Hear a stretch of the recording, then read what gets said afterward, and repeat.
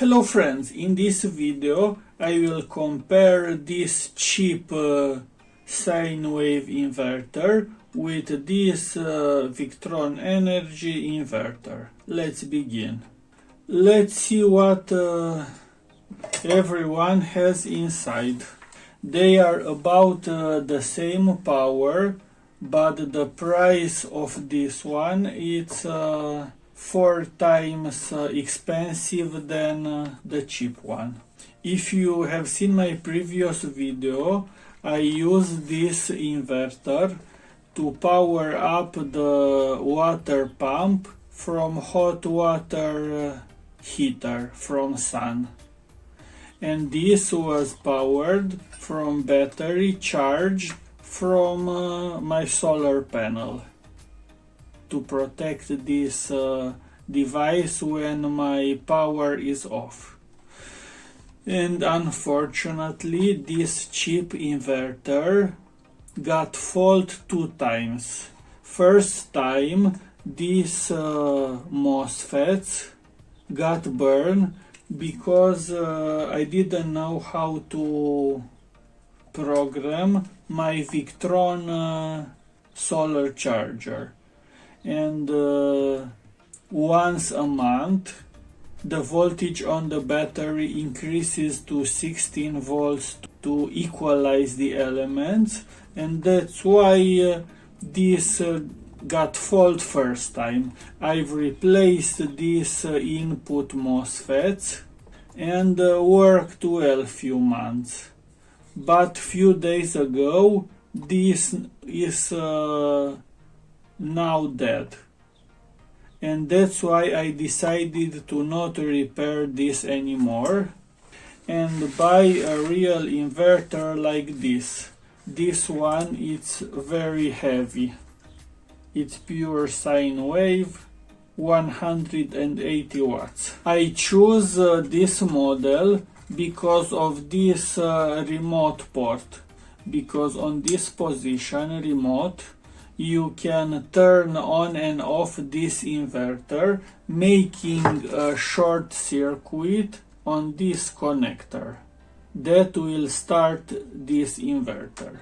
And that's why I choose Victron. Now let's see what we have inside. We have a toroidal transformer. We have the fan.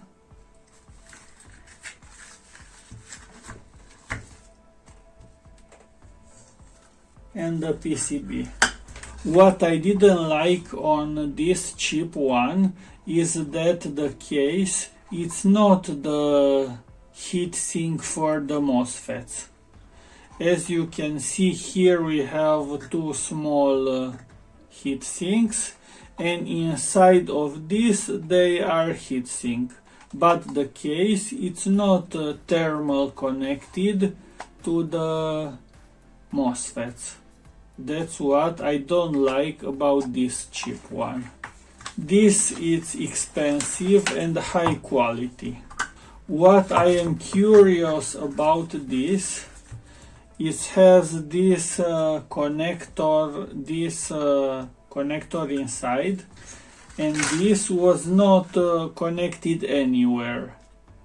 If someone knows what makes this connector, please tell us in a comment. Now I will put everything back and I will mount this on my water heater from the sun. I will put everything back, and after that I will make a test. The only thing that I don't like about this inverter is that these pads, they are not very strong, because you can see here there are some holes, and here we have some marks, and I am afraid that will make some short circuit, and that's why I will replace these pads with a stronger one. I will double these pads.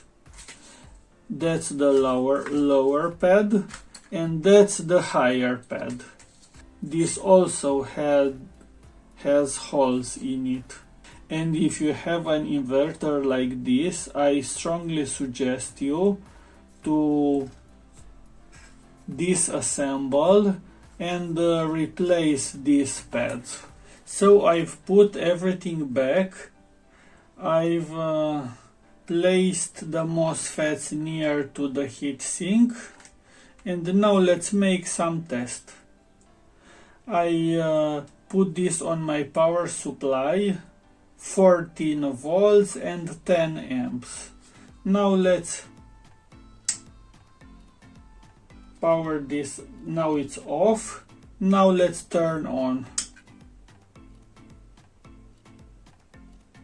I have 7 amps power consumption. Now let's turn off.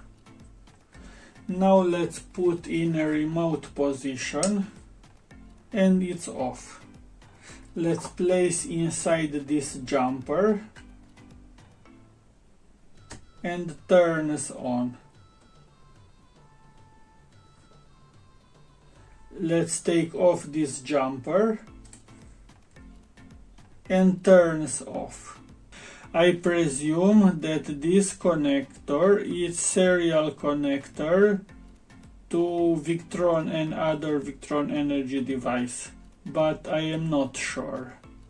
If you have the schematic or you know what this connector does, please put us in a comment. If you have any questions, please put it in a comment. And if you made it so far, please give a big like and subscribe. Thanks for watching. Bye.